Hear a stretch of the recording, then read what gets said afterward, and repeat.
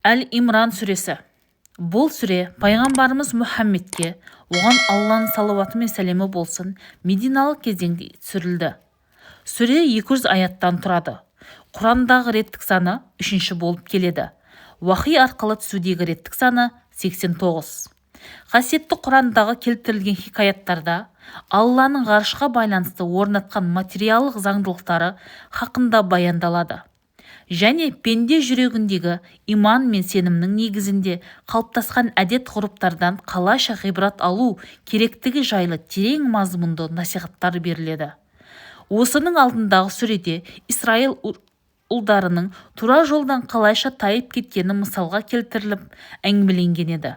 Бұл сүреде олардың адасуларының басқа мысалдары келтіріліп, иман келтірген жанның өз дініне қалайша берік болуы, әрі қандай әдепте болу керек екені жайлы ақыл-кеңестер беріледі.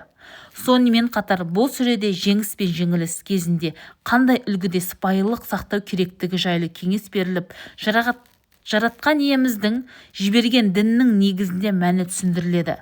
Және де бұл сүреде Алла діні үшін майданға түсіп шейіт болған тақуа жандардың қиямет күніндегі баратын орындары айтылады. Сонымен қатар ер адам болсын, әйел адам болсын, қиямет күніндегі алатын жазасы мен жарылқау сыйы жайлы баяндалады. Әл-Имран сүресі де алдыңғы сүрелердің үрдісі бойынша бастау алады.